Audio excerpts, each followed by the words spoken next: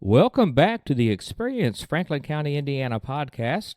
This is June, and it is National Great Outdoors Month. And here in Franklin County, Indiana, we have such great outdoor activities, all different kinds. Spring, summer, winter, fall. We have outdoor activities no matter what the season.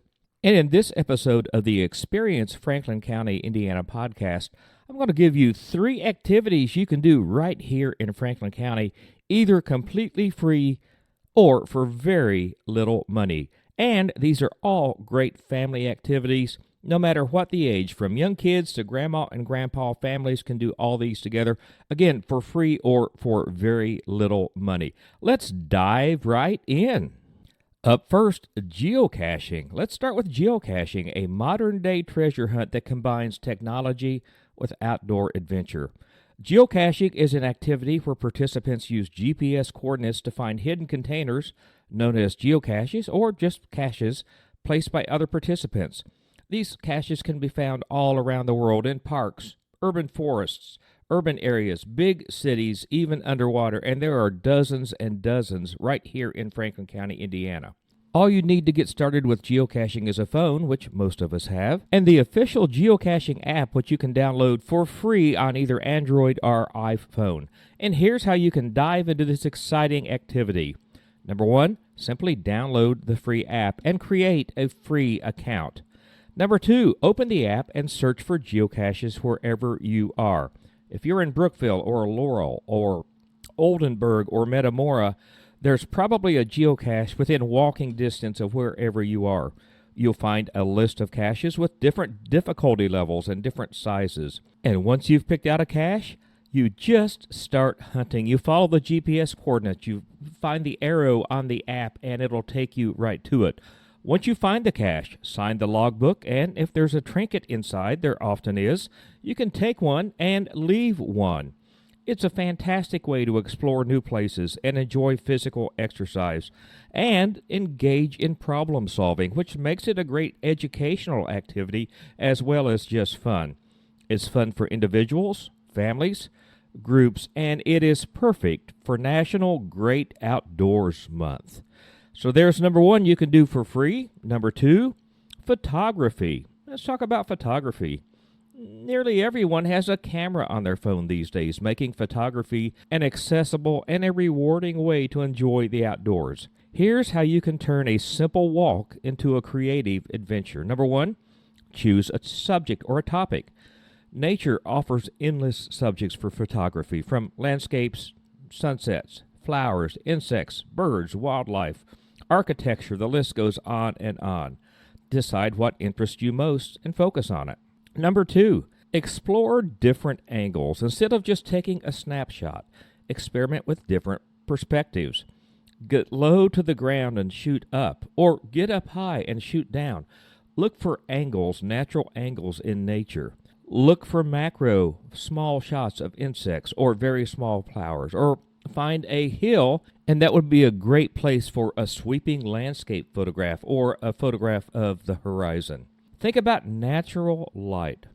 Early morning and late afternoon provide the best lighting conditions for outdoor photography. The soft, warm light during these times can add a magical quality to your photos. Photography encourages us to slow down and truly observe the world around us. It enhances our appreciation for nature's intricate details and beauty. Plus, sharing photos on social media can inspire others to get outside and explore more. And number 3 on the list of low or no-cost things we can do, birdwatching, especially with an app called Merlin. It's an activity that requires patience, observation, and a keen ear. Bird watching can be incredibly rewarding, and with the Merlin Bird ID app by the Cornell Lab of Ornithology, it's easier than ever to identify the birds that you encounter. And the Merlin app is an app that identifies bird songs, and it is fascinating. Here's how to make the most of bird watching with the Merlin app. Number 1, download the Merlin app. It's absolutely free, and it's available for both Android and Apple devices. Once you've downloaded the app, download the pack for your region. The great thing about this app for me is my wife and I love to travel, and we can download additional packs, for example, when we go to Florida and see birds that we don't have around here in Indiana. Number 2, once you've got the app, find a quiet spot outdoors, preferably in the morning or in the evening when birds are most active. Use your eyes and ears to detect birds. Pay attention to their size, color, shape, and behavior. Open the Merlin app and let it record the bird calls, and you will be amazed at how well this identifies bird calls and how many you see. But it's more than just a bird call identification app. You can make a note of a bird you see that you don't recognize, like the size, the shape, the color. Open the Merlin app and enter those details of the bird you've spotted. The app will provide a list of possible matches, complete with photos and sounds. You can also use the app's sound identification feature, like we talked about earlier, to identify birds by their calls and their songs. Birdwatching is a fantastic way to connect with nature and learn about the avian world. It can be done anywhere, from your backyard to local parks, nature preserves, state parks. Over time, you'll develop a deeper appreciation for the diversity and the beauty of bird life. National Great Outdoors Month is the perfect time to embrace the natural world and try out new activities that enrich our lives. Geocaching, photography, birdwatching with the Merlin app are all excellent ways to enjoy the outdoors without spending much or any money. These activities not only provide physical and mental health, but also foster a deeper connection with the world around us. So grab your phone, step outside, start exploring. Whether you're hunting for hidden treasures, capturing the beauty of the world through your lens, or discovering the incredible variety of birds around you, there's an adventure waiting just outside your door. Happy exploring, and enjoy National Great Outdoors Month. If you were to try any of these activities, maybe inspired by this episode of the Experience Franklin County, Indiana podcast, we would love to hear about it. Drop us a note through our website, www.franklincountyin.com.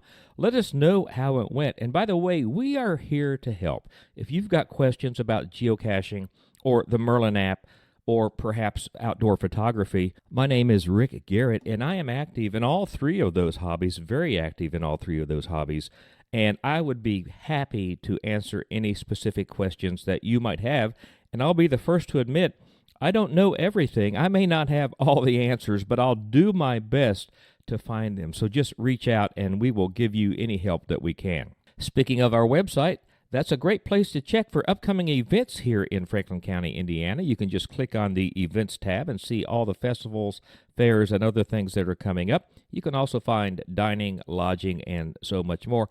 Also, don't forget to follow us on Facebook, Instagram, and TikTok for late-breaking events and news from Franklin County, Indiana. Until next week, we hope to see you experiencing Franklin County.